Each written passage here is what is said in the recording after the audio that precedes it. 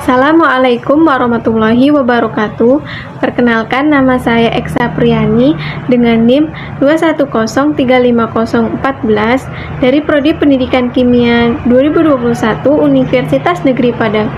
Video ini dibuat untuk memenuhi tugas mata kuliah pengantar kewirausahaan yang diampu oleh Bapak Dr. Hanif Al-Qadri MPD.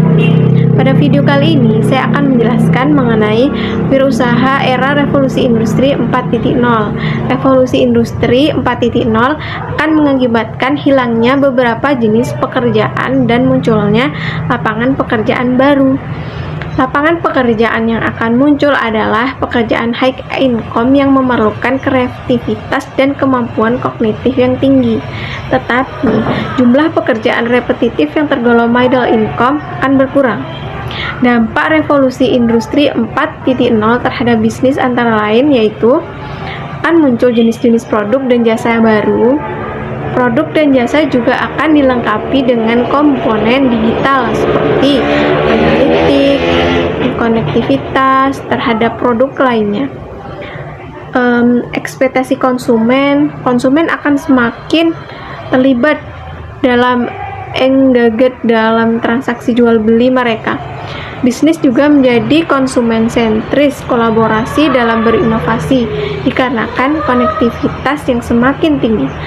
Peluang untuk berkolaborasi akan lebih tinggi. Struktur organisasi, munculnya model-model bisnis yang baru menjadikan struktur dan kultur organisasi yang baru menjadi sangat penting. Strategi penting untuk entrepreneur di era revolusi industri 4.0 yaitu berkolaborasi, ko-kreasi, dan mengadopsi strategi inovasi terbuka untuk mendapatkan ide kreatif, merancang bisnis model yang memanfaatkan teknologi, data, dan platform digital menjadi perusahaan global by default. Indonesia saat ini sedang menggemburkan mengikuti perubahan, beradaptasi dengan perubahan, meski sebenarnya kita sudah ketinggalan satu revolusi pada saat Jepang sudah bergerak di angka 5.0.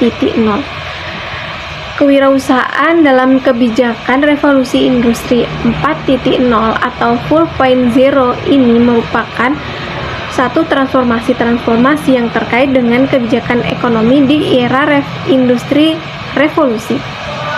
Revolusi industri 4.0 mau tidak mau kegiatan bisnis, wirausaha, dan industri apapun termasuk sekelas usaha bisnis yang kita lakukan dalam konteks wirausaha harus bergerak ikut serta berada dalam beradaptasi dalam konteks aliran revolusi industri ini.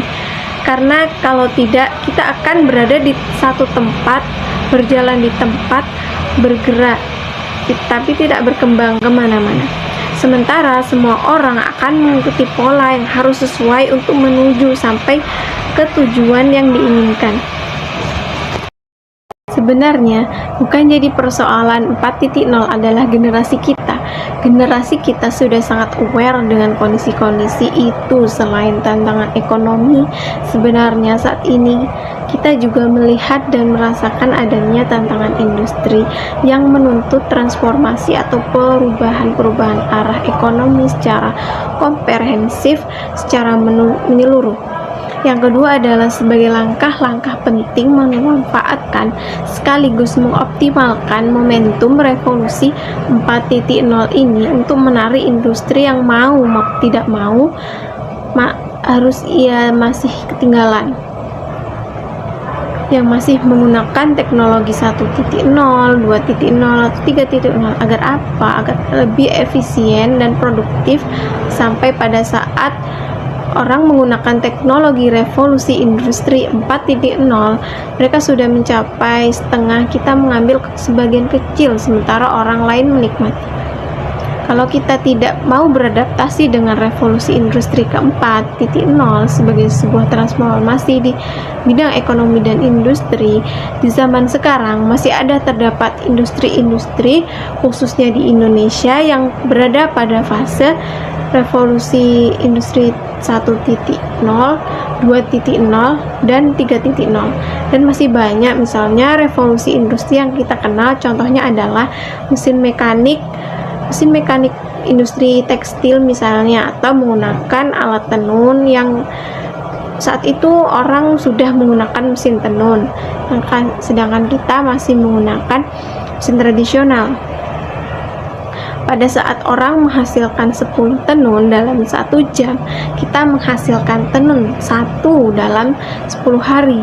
Bayangkan ketinggalannya, meskipun kita tidak bicara soal kualitas, tapi faktor bisnis kita akan ketinggalan. Coba kita lihat di pasaran, orang sudah tidak lagi membeli koran. Telah terjadi penurunan yang drastis. Kita hanya tinggal buka laptop, buka handphone, semua distributor, semua informasi yang kita perlukan langsung ada. Nah, dalam hitungan detik dari sisi bisnis kita rugi revolusi industri 3.0, di mana komputerisasi industri elektronik otomotif itu bisa masuk dalam kategori 3.0 baru pada fase proses komputerisasi. Sebentar harusnya sudah kontrol, sudah meningkat, tetap saja pada hitungan matematisnya adalah hasil produksi, dan revolusi 4.0 kita sudah bergerak di situ. Sementara meski Jepang sudah berada di kategori 5.0 dan kita baru di 4.0, itu pun kita merasa ketinggalan. Kenapa? Karena pada saat kita beradaptasi, mulai mau berkuar-kuar dengan revolusi industri 4.0, ternyata sekian puluh persen kita masih banyak bergerak di fase 1.0 atau 2.0. Industri 4.0 tentunya diharapkan untuk dapat mengoptimalkan produksi karena memberikan keuntungan bagi perusahaan dan lebih efisien waktu. Hal itu tentu sangat berpengaruh bagi industri yang mengandalkan peralatan-peralatan manufaktur yang mahal.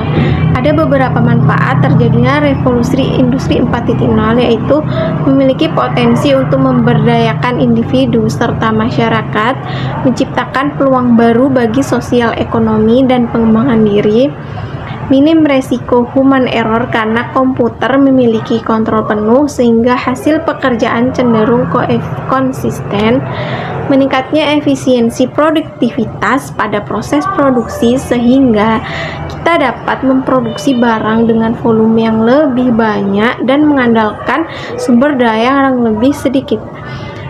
Yang selanjutnya, data yang terhubung ke cloud computing terjamin keamanannya.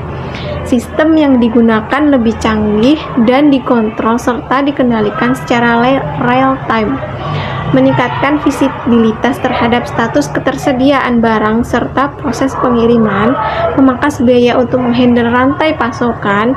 Muncul banyak dari kita masih bertanya-tanya, apakah kita siap dalam menghadapi revolusi terbaru? Jawabannya adalah siap tidak siap, mau tidak mau. Sebenarnya kita sudah berada di fase area industri 4 ini yang masih belum itu.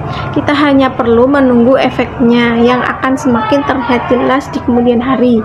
Sebenarnya kalau kita menginginkan bukti nyata kalau kita sudah berada di era keempat ini, kita bisa melihat kecenderungan terhadap perubahan pekerjaan manusia yang semakin masif. Sayangnya kebanyakan masyarakat di negara kita masih takut menerima perubahan, terlebih yang berkaitan dengan teknologi. Baiklah, itu tadi penjelasan mengenai wirausaha era revolusi industri 4.0. Semoga bermanfaat. Saya akhiri. Wassalamualaikum warahmatullahi wabarakatuh.